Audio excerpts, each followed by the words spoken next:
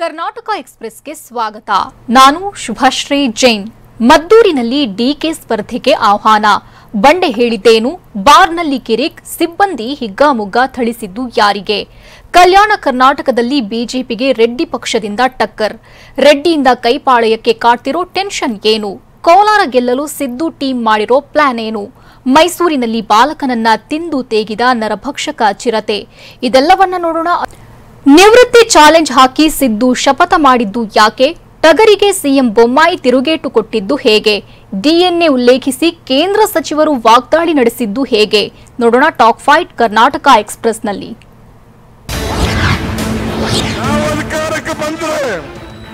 ನಾವು ಅಧಿಕಾರಕ್ಕೆ ಬಂದ್ರೆ 7 ಕೆಜಿ ಅಲ್ಲ 10 ಕೆಜಿ ಅಕ್ಕಿ ಕೊಡ್ತೇವೆ ಅಂತ ಹಾಸನದಲ್ಲಿ ನಡೆದ ಸಮಾವೇಶದಲ್ಲಿ ಮಾಜಿ ಸಿಎಂ ಸಿದ್ದರಾಮಯ್ಯ ಮತ್ತೊಮ್ಮೆ ಪುನರುಚ್ಚರಿಸಿದ್ರು. ಎಷ್ಟೇ ಕಷ್ಟ ಆದ್ರೂ ನಾವು ಕೊಟ್ಟ ಮಾತಿನಂತೆ ನಡೆದುಕೊಳ್ತೇವೆ. ಒಂದು ವೇಳೆ ಕೊಡದೆ ಹೋದ್ರೆ ರಾಜಕೀಯದಿಂದ ನಿವೃತ್ತಿ ಪಡೆಯುತ್ತೇವೆ. ರಾಜಕೀಯದಿಂದ ನಿವೃತ್ತಿಯಾಗಿ ಮನೆಗೆ ಹೋಗ್ತೇವೆ ಅಂತ ಸಿದ್ದು ಶಪಥ ಮಾಡಿದ್ರು. ಸಿದ್ದು ನಿವೃತ್ತಿ ಹೇಳಿಕೆಗೆ ಸಿಎಂ ಬೊಮ್ಮಾಯಿ ತಿರುಗೇಟು ನೀಡಿದ್ದಾರೆ. ಸಿದ್ದರಾಮಯ್ಯಗೆ ಅದೇ ಪರಿಸ್ಥಿತಿ ಬರುತ್ತೆ, ರಾಜಕೀಯವಾಗಿ ನಿವೃತ್ತಿಯಾಗೋ ಸ್ಥಿತಿ ಬರುತ್ತೆ ಅಂತ ಮೈಸೂರಿನಲ್ಲಿ ಸಿಎಂ ಬಸವರಾಜ ಬೊಮ್ಮಾಯಿ ಹೇಳಿದ್ದಾರೆ. ಬೊಮ್ಮಾಯಿ ಮನೆ ಹಾಳಾಗ ಎಂಬ ಸಿದ್ದರಾಮಯ್ಯ ಹೇಳಿಕೆಗೆ ಸಿಎಂ ಬೊಮ್ಮಾಯಿ ಟಾಂಗ್ ಕೊಟ್ಟಿದ್ದಾರೆ. ಇಂತಹ ಹೇಳಿಕೆಗೆ ಪ್ರತಿಕ್ರಿಯೆ ನೀಡಬಾರದು ಅಂದ್ಕೊಂಡಿದ್ದೇನೆ. ಇದು ಕರ್ನಾಟಕ ರಾಜಕಾರಣದ ಸಂಸ್ಕೃತಿ ಅಲ್ಲ. ಮಾಜಿ ಸಿಎಂ ಸಿದ್ದರಾಮಯ್ಯ ಟೀಕೆ ಮಾಡ್ಲಿ ಬೇಡ ಅನ್ನೋದಿಲ್ಲ, ಆದ್ರೆ ಕೀಳು ಮಟ್ಟದ ಟೀಕೆ ಅವರ ಹಿರಿತನಕ್ಕೆ ಶೋಭೆ ತರೋದಿಲ್ಲ ಅಂತ ಮೈಸೂರಿನಲ್ಲಿ ಸಿಎಂ ಬೊಮ್ಮಾಯಿ ಹೇಳಿದ್ರು. ಕೊಟ್ಟ ಭರವಸೆ ಈಡೇರಿಸದಿದ್ರೆ ರಾಜಕೀಯ ನಿವೃತ್ತಿ ಪಡೆಯುತ್ತೇನೆ ಎಂಬ ಸಿದ್ದರಾಮಯ್ಯ ಹೇಳಿಕೆಗೆ ಪ್ರಹ್ಲಾದ್ ಜೋಶಿ ಟಾಂಗ್ ಕೊಟ್ರು. ಕಾಂಗ್ರೆಸ್ ಡಿಎನ್ಎನಲ್ಲಿ ನಿವೃತ್ತಿ ಪ್ರಾಮಾಣಿಕತೆ ಅನ್ನೋದು ಇಲ್ಲ. ಹಾಗಾದ್ರೆ ರಾಹುಲ್ ಗಾಂಧಿ ನಿವೃತ್ತಿ ಪಡೆದಿದ್ದಾರಾ? ಕೊಟ್ಟ ಮಾತಿನಂತೆ ಛತ್ತೀಸ್ಗಢ ರಾಜಸ್ಥಾನದಲ್ಲಿ ನಡೆದುಕೊಂಡ್ರ? ಸಿದ್ದರಾಮಯ್ಯ ಭ್ರಷ್ಟಾಚಾರದ ರಾಜಕಾರಣಿ, ಅದಕ್ಕಾಗಿ ಚಾಮುಂಡೇಶ್ವರಿಯಲ್ಲಿ ಸೋಲಿಸಿದ್ರು. ಈಗ ಕ್ಷೇತ್ರ ಹುಡುಕುತ್ತಾ ರಾಜ್ಯಾದ್ಯಂತ ಓಡಾಡುತ್ತಿದ್ದಾರೆ ಅಂತ ಪ್ರಹ್ಲಾದ್ ಜೋಶಿ ಕುಟುಕಿದ್ರು. ಸಿದ್ದರಾಮಯ್ಯನವರು ಪ್ರಧಾನಿ ನರೇಂದ್ರ ಮೋದಿಯನ್ನ ಸಿದ್ದರಾಮಯ್ಯ ಹಿಟ್ಲರ್ಗೆ ಹೋಲಿಸಿದ ವಿಚಾರಕ್ಕೆ ಕೇಂದ್ರ ಸಚಿವ ಪ್ರಹ್ಲಾದ್ ಜೋಶಿ ಕಿಡಿಕಾರಿದ್ರು. ಪ್ರಧಾನಿ ನರೇಂದ್ರ ಮೋದಿ ದೇಶದ ಚುನಾಯಿತ ನಾಯಕ, ರಾಹುಲ್ ಗಾಂಧಿ ಇಡೀ ದೇಶಕ್ಕೆ ಸಂದೇಶ ಪಸರಿಸುತ್ತೇವೆ ಅಂತಾರೆ. ಯಾಕೆ ಖರ್ಗೆ ಅವರ ಸಂದೇಶ ಪಸರಿಸಿಲ್ಲ? ಅವರಲ್ಲಿ ಸರ್ವಾಧಿಕಾರವಿದೆ. ನಾವು ಸರ್ವೆ ಮಾಡಿಸಿದ್ದೇವೆ, ಮತ್ತೆ ನಾವೇ ಅಧಿಕಾರಕ್ಕೆ ಬರ್ತೇವೆ ಅಂತ ಹುಬ್ಬಳ್ಳಿಯಲ್ಲಿ ಕಾಂಗ್ರೆಸ್ ವಿರುದ್ಧ ಕೇಂದ್ರ ಸಚಿವ ಜೋಶಿ ವಿಶ್ವಾಸ ವ್ಯಕ್ತಪಡಿಸಿದ್ರು. ಸಿದ್ದು ರಾಜಕೀಯ ನಿವೃತ್ತಿ ಹೇಳಿಕೆಗೆ ಶಾಸಕ ಸಿಟಿ ರವಿ ಪ್ರತಿಕ್ರಿಯೆ ನೀಡಿದ್ದಾರೆ. ನಿಮಗೆ ನೀವೇ ಸತ್ಯ ಹರಿಶ್ಚಂದ್ರ ಅಂತ ಸರ್ಟಿಫಿಕೇಟ್ ಕೊಟ್ಕೊಳ್ಳಲು ಆಗಲ್ಲ. ನನ್ನ ಕಾಲದಲ್ಲಿ ಏನೂ ನಡೆದಿಲ್ಲ ಅಂದ್ರಲ್ಲ. ಹಾಸಿಗೆ ದಿಂಬು ವಿಷಯದಲ್ಲಿ ಹಣ ತಿಂದು ಕೇಸ್ ದಾಖಲಾಗಿದ್ದು ಮರ್ತೋಯ್ತಾ? ಸ್ಯಾಂಡ್ ಸ್ಕ್ಯಾಮ್ನಲ್ಲಿ ಯಾರು ಭಾಗಿಯಾಗಿದ್ದು ಬಿಡಿಸಿ ಹೇಳ್ಬೇಕಾ? ನಿಮ್ಮ ಎಡಗೈ ಬಲಗೈಗಳೇ ಭಾಗಿಯಾಗಿದ್ದು ಅಂತ ಚಿಕ್ಕಮಗಳೂರಿನಲ್ಲಿ ಶಾಸಕ ಸಿಟಿ ರವಿ ಹೇಳಿದ್ದಾರೆ. ರಾಜ್ಯದಲ್ಲಿ ಕಾಂಗ್ರೆಸ್ ತೊಳೆದು ಅರಬ್ಬಿ ಸಮುದ್ರಕ್ಕೆ ಎಸೇರಿ ಅಂತ ಚಿಕ್ಕಮಗಳೂರಿನಲ್ಲಿ ಕಾಂಗ್ರೆಸ್ ವಿರುದ್ಧ ಶಾಸಕ ಸಿಟಿ ರವಿ ವಾಗ್ದಾಳಿ ನಡೆಸಿದ್ದಾರೆ. ಕರ್ನಾಟಕ ಬಿಜೆಪಿಗೆ ಪ್ರಧಾನಿ ಮೋದಿಗೆ ಕೊಡುವ ಮೆಜಾರಿಟಿ ಕೊಡಿ. ಒಂದೇ ಒಂದು ಕ್ಷೇತ್ರದಲ್ಲೂ ಕಾಂಗ್ರೆಸ್ ಗೆಲ್ಲಿಸಬೇಡಿ. ಆಗ ರಾಜಕಾರಣ ಸ್ವಚ್ಛವಾಗುತ್ತೆ, ರಾಷ್ಟ್ರಭಕ್ತಿ ರಾಜಕಾರಣ ಬರುತ್ತದೆ. ಸಿದ್ಧಾಂತವಿಲ್ಲದ ಜೆಡಿಎಸ್ ಪಕ್ಷಕ್ಕೂ ಮತ ಹಾಕಬೇಡಿ ಅಂತ ಶಾಸಕ ಸಿಟಿ ರವಿ ಹೇಳಿದ್ರು. ಚುನಾವಣೆ ಸಮೀಪಿಸುತ್ತಿದ್ದಂತೆ ಬಿಜೆಪಿ ಕಾಂಗ್ರೆಸ್ ನಡುವೆ ಮಾತಿನ ಸಮರ ತಾರಕಕ್ಕೇರಿದೆ. ಬೊಮ್ಮಾಯಿ ಮನೆ ಹಾಳಾಗ ಎಂದು ಸಿಎಂ ವಿರುದ್ಧ ಕಿಡಿಕಾರಿದ್ದ ಸಿದ್ದರಾಮಯ್ಯಗೆ ಸೋಮಣ್ಣ ಟಾಂಗ್ ಕೊಟ್ಟಿದ್ದಾರೆ. ಸಿದ್ದರಾಮಯ್ಯ ಯಾಕೆ ಈ ರೀತಿ ಮಾತನಾಡ್ತಾರೋ ಗೊತ್ತಿಲ್ಲ. ಮೊದಲೆಲ್ಲ ಚೆನ್ನಾಗಿದ್ರು, ಹೀಗೆ ಇರಲಿಲ್ಲ. ಈ ಬಗ್ಗೆ ಕೇಳಿದ್ರೆ ಗ್ರಾಮೀಣ ಪದ ಅಂತಾರೆ, ಸರಿಯಲ್ಲ ಅಂತ ಸಿದ್ದರಾಮಯ್ಯ ಮಾತಿಗೆ ಕೌಂಟರ್ ಕೊಟ್ಟಿದ್ದಾರೆ.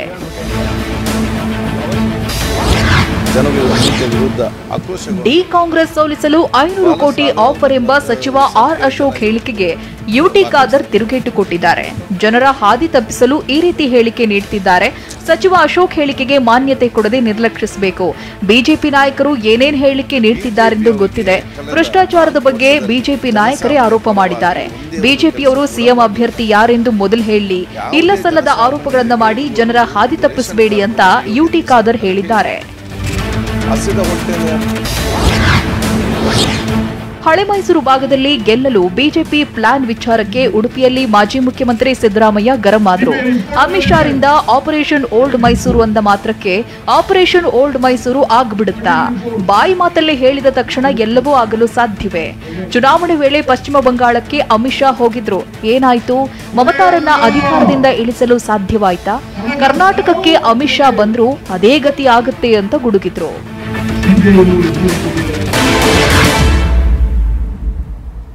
ಮದ್ದೂರು ಕ್ಷೇತ್ರದಿಂದ ಬಂದಿದ್ದ ಆಹ್ವಾನಕ್ಕೆ ಡಿಕೆಶಿ ಹೇಳಿದ್ದೇನು? ಬಿಜೆಪಿ ವಿರುದ್ಧ ಸಿದ್ದರಾಮಯ್ಯ ಗುಡುಗಿದ್ದು ಹೇಗೆ? ಬಾರ್ನಲ್ಲಿ ಕಿರಿಕ್, ಗ್ರಾಹಕನಿಗೆ ಥಳಿಸಿದ್ದು ಯಾಕೆ? ನೋಡೋಣ ಸಮಗ್ರ ಕರ್ನಾಟಕ ಎಕ್ಸ್‌ಪ್ರೆಸ್‌ನಲ್ಲಿ. ಮದ್ದೂರು ಕ್ಷೇತ್ರದಿಂದ ಸ್ಪರ್ಧಿಸುವಂತೆ ಆಹ್ವಾನ ಬಂದಿದ್ದು ನಿಜ ಅಂತ ಉಡುಪಿ ನಗರದಲ್ಲಿ ಕೆಪಿಸಿಸಿ ಅಧ್ಯಕ್ಷ ಡಿಕೆ ಶಿವಕುಮಾರ್ ಸ್ಪಷ್ಟನೆ ನೀಡಿದ್ದಾರೆ. ಮದ್ದೂರಿನಿಂದ ಸ್ಪರ್ಧಿಸುವಂತೆ ಕೇಳಿದ್ದಾರೆ, ಇಲ್ಲ ಅಂತ ಹೇಳಲ್ಲ. ಮಂಡ್ಯ ಮದ್ದೂರು ಕಾರ್ಯಕರ್ತರು ನನ್ನ ಜೊತೆ ಮಾತನಾಡಿದ್ದಾರೆ.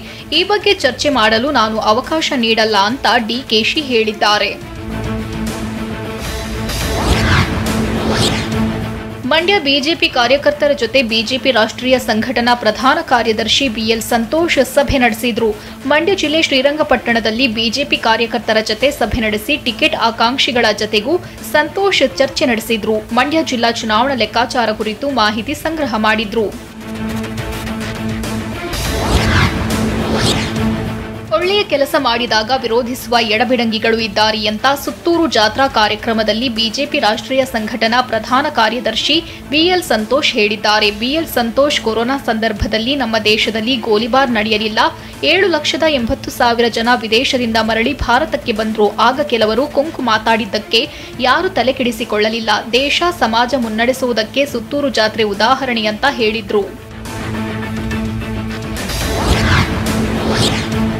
ಸಿದ್ದರಾಮಯ್ಯ ಟೀಕೆ ಟಿಪ್ಪಣಿಗಳಿಗೆ ಕಿವಿ ಕೊಡುವ ಅಗತ್ಯವಿಲ್ಲ ಅಂತ ಗದಗದಲ್ಲಿ ಲೋಕೋಪಯೋಗಿ ಸಚಿವ ಸಿಸಿ ಪಾಟೀಲ್ ಲೇವಡಿ ಮಾಡಿದ್ದಾರೆ. ಬೊಮ್ಮಾಯಿ ಆರ್ಎಸ್ಎಸ್ ಟೀಕೆ ಮಾಡೋದೇ ಅವರ ಕೆಲಸ. ಯಾರಾದ್ರೂ ಮನೆಹಾಳು ಸರ್ಕಾರ ಮಾಡಿದ್ರೆ ಅದು ಸಿದ್ದರಾಮಯ್ಯ. ಹಿಂದೂ ಕಾರ್ಯಕರ್ತರ ಕೊಲೆಯಾದ್ರೂ ಕೇಸ್ ದಾಖಲಿಸಲಿಲ್ಲ. ಪಿಎಫ್ಐ ಎಸ್ಡಿಪಿಐ ಕಾರ್ಯಕರ್ತರನ್ನ ಬಿಡುಗಡೆ ಮಾಡಿಸಿದ್ರು. ಬಿಜೆಪಿ ಗೆಲ್ಲುತ್ತೆ ಅಂತ ತಾಳ್ಮೆ ಕಳೆದುಕೊಂಡು ಮಾತನಾಡ್ತಿದ್ದಾರೆ ಅಂತ ಸಚಿವ ಸಿಸಿ ಪಾಟೀಲ್ ಹೇಳಿದ್ರು. ಪಿಎಫ್ಐ ಆರ್ಎಸ್ಎಸ್ ಇದ್ದ ಹಾಗೆ, ಎಸ್ಡಿಪಿಐ ಬಿಜೆಪಿ ಇದ್ದ ಹಾಗೆ ಅಂತ ಉಡುಪಿಯಲ್ಲಿ ವಿರೋಧ ಪಕ್ಷದ ನಾಯಕ ಸಿದ್ದರಾಮಯ್ಯ ಹೇಳಿದ್ದಾರೆ. ಆರ್ಎಸ್ಎಸ್ ಬಿಜೆಪಿಯ ಯಾರಾದ್ರೂ ಒಬ್ಬ ಸ್ವಾತಂತ್ರ್ಯಕ್ಕಾಗಿ ಸತ್ತಿದ್ದಾರಾ? ಮಾತೆತ್ತಿದ್ರೆ ಎಸ್ಡಿಪಿಐ ಪಿಎಫ್ಐನವರನ್ನ ಬಿಡುಗಡೆ ಮಾಡಿದ್ರು ಅಂತಾರೆ. ನಾನು ಜೈಲಿನಿಂದ ಬಿಡುಗಡೆ ಮಾಡಿದವರ ಪಟ್ಟಿ ಕೊಡಿ ಎಂದು ಕೇಳಿದ್ದೆ. ಈ ಬಗ್ಗೆ ಆರಗ ಜ್ಞಾನೇಂದ್ರಗೂ ಪತ್ರ ಬರೆದಿದ್ದೆ. ಪ್ರತಿಕ್ರಿಯೆ ಬಂದಿಲ್ಲ. ಎಸ್ಡಿಪಿಐ ಜೊತೆ ಸಂಬಂಧ ಇಟ್ಕೊಂಡಿರುವುದು ಬಿಜೆಪಿಯವರು. ಈಗ ಪಿಎಫ್ಐ ಸಂಘಟನೆಯನ್ನ ಮಾತ್ರ ರದ್ದು ಮಾಡಿದ್ದಾರೆ ಅಂತ ಕಿಡಿಕಾರಿದ್ದಾರೆ.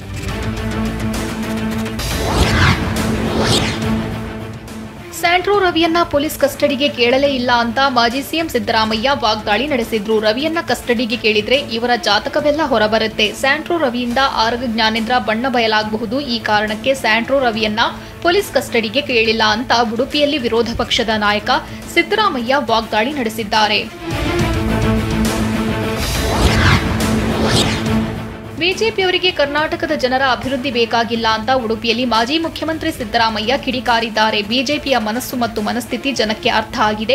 ಹಿಟ್ಲರ್, ಮುಸಲೋನಿ ಸ್ವಲ್ಪ ದಿನ ಮೆರೆದ್ರು, ಆಮೇಲೆ ಏನಾಯ್ತು? ಇಂಥವರು ಸ್ವಲ್ಪ ದಿನ ಮೆರೆಯುತ್ತಾರೆ, ಆಮೇಲೆ ಇಳಿಯಲೇಬೇಕು. ಪ್ರಧಾನಿ ಮೋದಿ ಕರ್ನಾಟಕಕ್ಕೆ ಬಂದು ಹೋಗಬಹುದು, ಆದ್ರೆ ಮತ್ತೆ ಅಧಿಕಾರಕ್ಕೆ ತರ್ತೇನೆ ಎಂದು ಬಂದ್ರೆ ಅಸಾಧ್ಯ. ರಾಜ್ಯಕ್ಕೆ 100 ಬಾರಿ ಮೋದಿ ಬಂದ್ರೂ ಬಿಜೆಪಿ ಅಧಿಕಾರಕ್ಕೆ ಬರಲ್ಲ ಅಂತ ಸಿದ್ದು ಗುಡುಗಿದ್ದಾರೆ. ಕೋಲಾರದಲ್ಲಿ ಸಿದ್ದು ಗೆಲುವಿಗಾಗಿ ಮಾಡಿರೋ ಮೆಗಾ ಪ್ಲಾನ್ ಏನು? ಜನಾರ್ದನ ರೆಡ್ಡಿಯ ಹೊಸ ಪಕ್ಷ ಬಿಜೆಪಿಗೆ ತಲೆನೋವು ತಂದೊಡ್ಡಿದ್ಯಾ? ಕಾಂಗ್ರೆಸ್ಗೂ ರೆಡ್ಡಿ ಪಕ್ಷದಿಂದ ಟೆನ್ಷನ್ ಕಾಡ್ತಿರೋದು ಯಾಕೆ? ನೋಡೋಣ ರಾಜಕೀಯ ಕರ್ನಾಟಕ ಎಕ್ಸ್‌ಪ್ರೆಸ್‌ನಲ್ಲಿ. ಕೋಲಾರ ಸ್ಪರ್ಧೆ ವಿಚಾರದಲ್ಲಿ ಸಿದ್ದು ಎಚ್ಚರಿಕೆಯ ಹೆಜ್ಜೆ ಇಡ್ತಿದ್ದಾರೆ. ಏನಾದರೂ ಮಾಡಿ ಗೆಲ್ಲಲೇಬೇಕೆಂದು ಸಿದ್ದು ಆಪ್ತರು ಪಣ ತೊಟ್ಟಿದ್ದಾರೆ. ಸಿದ್ದರಾಮಯ್ಯ ಅವರ ಭರ್ಜರಿ ಪ್ರಚಾರಕ್ಕೆ ಟೀಮ್ ರಚನೆ ಮಾಡಲಾಗಿದೆ. ಈಗಾಗಲೇ ತಾಂತ್ರಿಕ ಟೀಮ್ ರಚನೆ ಮಾಡಿ ಕಸರತ್ತು ನಡೆಸಲಾಗುತ್ತಿದೆ. ಬಿಎಲ್ ಸಂತೋಷ್ ಅಖಾಡಕ್ಕಿಳಿತಾ ಇದ್ದಂತೆ ಅಲರ್ಟ್ ಆಗಿರುವ ಸಿದ್ದು ಟೀಮ್ ಗ್ರೌಂಡ್ ಲೆವೆಲ್ನಲ್ಲಿ ತಂಡ ರಚನೆ ಮಾಡಿ ಅಖಾಡಕ್ಕಿಳಿದಿದ್ದಾರೆ. ಸಿದ್ದು ಗೆಲುವಿಗಾಗಿ ರಣತಂತ್ರ ಹೆಣೆದಿರುವ ಆಪ್ತರು ಪ್ರತಿ ಬೂತ್ಗೆ ಒಬ್ಬ ಏಜೆಂಟ್ ಅನ್ನ ಕೆಲಸಕ್ಕೆ ಸೂಚಿಸಿದ್ದಾರೆ. 284 ಬೂತ್ಗಳಿಗೆ ತಲಾ 20 ಮಂದಿಯಂತೆ ಟೀಮ್ ರಚನೆ ಮಾಡಲಾಗಿದೆ. 5500ಕ್ಕೂ ಹೆಚ್ಚು ಮಂದಿಯ ಟೀಮ್ಗೆ ಪಕ್ಕಾ ಪ್ಲಾನ್ ಹಾಕಿಕೊಡಲಾಗಿದೆ. ಪ್ರತಿ ಬೂತ್ನಲ್ಲೂ ಸಿದ್ದು ಪರ ಅಲೆ ಎಬ್ಬಿಸಲು ತಂತ್ರ ರೂಪಿಸಲಾಗಿದೆ. ಇದಕ್ಕೆಂದೇ ಪ್ರತ್ಯೇಕ ತಂಡ ರಚಿಸಿ ಸಿದ್ದರಾಮಯ್ಯ ಆಪ್ತರು ಅಖಾಡಕ್ಕಿಳಿದಿದ್ದಾರೆ.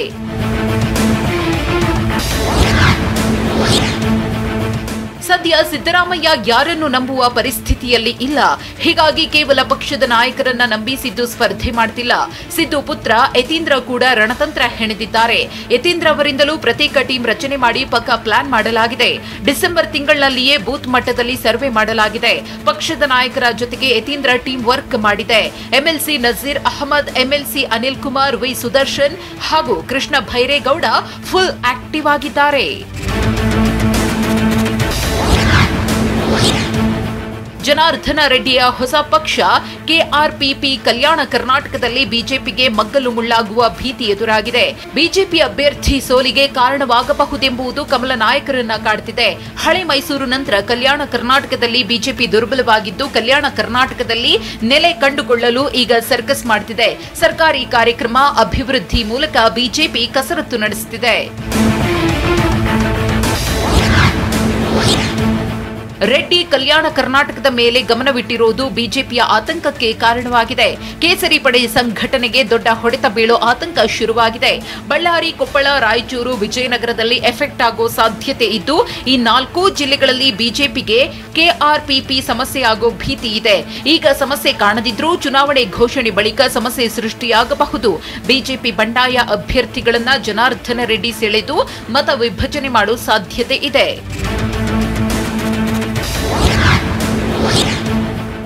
ಬಿಜೆಪಿಗೆ ಆಹ್ವಾನಿಸಿದ್ದಲ್ಲಿ ಜನಾರ್ದನ ರೆಡ್ಡಿ ತಕ್ಷಣಕ್ಕೆ ವಾಪಸ್ ಬರುವುದು ಅನುಮಾನ ಅಂತ ಹೇಳಲಾಗ್ತಿದೆ. ಚುನಾವಣೆ ನಂತರದ ಪರಿಸ್ಥಿತಿ ಅವಲಂಬಿಸಿ ತೀರ್ಮಾನ ನಡೆಸಬಹುದಾಗಿದೆ. ಹೀಗಾಗಿ ಬಳ್ಳಾರಿ ಸುತ್ತಲಿನ ಜಿಲ್ಲೆಗಳಲ್ಲಿ ಬಿಜೆಪಿಗೆ ರೆಡ್ಡಿ ಪಕ್ಷ ಸಮಸ್ಯೆ ತಂದೊಡ್ಡಲಿದೆ. ಕನಿಷ್ಠ ಅಂತರದಿಂದ ಸೋತಿದ್ದ ಕಡೆ ಮತ ವಿಭಜನೆ ಭಯ ಎದುರಾಗಿದ್ದು, ರೆಡ್ಡಿ ಹೊಸ ಪಕ್ಷದಿಂದ ಬಿಜೆಪಿ ಕಂಗಾಲಾಗಿದೆ. ರಾಜ್ಯ ಕಾಂಗ್ರೆಸ್ಗೂ ರೆಡ್ಡಿ ಪಕ್ಷ ದೊಡ್ಡ ಟೆನ್ಷನ್ ಕೊಟ್ಟಿದೆ. ರೆಡ್ಡಿ ಕಟ್ಟಿದ ಹೊಸ ಪಕ್ಷದ ಬಗ್ಗೆ ಕಾಂಗ್ರೆಸ್ ಮಾಡಿಸಿದೆ ಎನ್ನಲಾದ ಸರ್ವೆ ವರದಿ ಆತಂಕ ಸೃಷ್ಟಿಸಿದೆ. ಸುಮಾರು 5 ರಿಂದ 6 ಜಿಲ್ಲೆಗಳ ಫಲಿತಾಂಶದ ಮೇಲೆ ರೆಡ್ಡಿ ಪ್ರಭಾವ ಬೀರಲಿದ್ದಾರೆ. 1 ರಿಂದ 11 ವಿಧಾನಸಭಾ ಕ್ಷೇತ್ರಗಳ ಫಲಿತಾಂಶದ ಮೇಲೆ ಎಫೆಕ್ಟ್ ಆಗಬಹುದಾಗಿದೆ. 9 ರಿಂದ 11 ಕ್ಷೇತ್ರಗಳ ಫಲಿತಾಂಶದ ಮೇಲೆ ನಿರ್ಣಾಯಕ ಪಾತ್ರ ವಹಿಸಲಿದೆ. ರೆಡ್ಡಿ ಹೊಸ ಪಕ್ಷದಿಂದ ಕಾಂಗ್ರೆಸ್ ಕೂಡ ಕೊಂಚ ತಲೆಕೆಡಿಸಿಕೊಂಡಿದೆ. ಕೊಪ್ಪಳ, ಗಂಗಾವತಿ, ಬಳ್ಳಾರಿ, ರಾಯಚೂರು, ದಾವಣಗೆರೆ, ಕೋಲಾರ ಚುನಾವಣೆಯ ಮೇಲೆ ರೆಡ್ಡಿ ಪ್ರಭಾವ ಬೀರೋ ಸಾಧ್ಯತೆ ಇದೆ. ಮುಸ್ಲಿಂ ಮತಗಳನ್ನ ಜನಾರ್ದನ ರೆಡ್ಡಿ ಪಕ್ಷ ಸೆಳೆಯುವ ಭೀತಿ ಕಾಂಗ್ರೆಸ್ಗೆ ಎದುರಾಗಿದೆ. ಕಲ್ಯಾಣ ಕರ್ನಾಟಕದಲ್ಲಿ ಹಲವು ಕ್ಷೇತ್ರಗಳಲ್ಲಿ ಮುಸ್ಲಿಂ ಪ್ರಾಬಲ್ಯದ ಮತಗಳಿವೆ. ಕೆಲವು ಕ್ಷೇತ್ರಗಳಲ್ಲಿ ಅಲ್ಪಸಂಖ್ಯಾತ ಸಮುದಾಯವೇ ನಿರ್ಣಾಯಕ ಮತದಾರರಾಗಿದ್ದಾರೆ. ಹೀಗಿರುವಾಗ ಬಿಆರ್ಎಸ್ ಗಡಿ ಭಾಗದಲ್ಲಿ ಸ್ಪರ್ಧಿಸಿದ್ರೆ ಕಷ್ಟ ಅಂತ ಹೇಳಲಾಗ್ತಿದೆ. ತೆಲಂಗಾಣದ ಬಿಆರ್ಎಸ್ ಸ್ಪರ್ಧೆ ಮಾಡಿದ್ರೆ ಕಾಂಗ್ರೆಸ್ಗೆ ಸಂಕಷ್ಟ ಎದುರಾಗಲಿದೆ.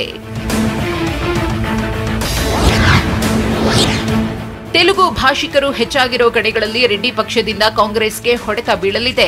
ಹೇಮರೆಡ್ಡಿ ಮಲ್ಲಮ್ಮ, ವೇಮನ ಸಮುದಾಯದ ಮತ ಮಿಸ್ ಆಗೋ ಭಯವಿದೆ. ಸಮುದಾಯದ ಮತ ಜನಾರ್ದನ ರೆಡ್ಡಿ ಪಾಲಾಗುವ ಸಾಧ್ಯತೆಗಳಿವೆ. 9 ರಿಂದ 11 ಕ್ಷೇತ್ರಗಳಲ್ಲಿ ವ್ಯತ್ಯಾಸ ಆದ್ರೆ ಬಹುಮತದ ಮೇಲೆ ಎಫೆಕ್ಟ್ ಬೀಳುತ್ತೆ.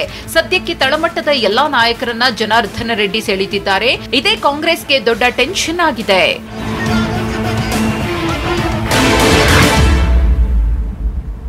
ಚಿರತೆ ದಾಳಿಗೆ ಬಾಲಕ ಬಲಿ, ಗ್ರಾಮಸ್ಥರ ಆಕ್ರೋಶ ಹೇಗಿತ್ತು? ನಿನ್ನನ್ನ ಕೊಲ್ತೀನಿ ಅಂತ ಅರಣ್ಯಾಧಿಕಾರಿ ವಿರುದ್ಧ ಗರಂ ಆಗಿದ್ದು ಯಾರು? 4 ತಿಂಗಳಲ್ಲಿ 4 ಬಲಿಯಾಗಿದ್ದಕ್ಕೆ ಕಾರಣ ಯಾರು? ನೋಡೋಣ ರಾಕ್ಷಸ ಚಿರತೆ ಕರ್ನಾಟಕ ಎಕ್ಸ್‌ಪ್ರೆಸ್‌ನಲ್ಲಿ.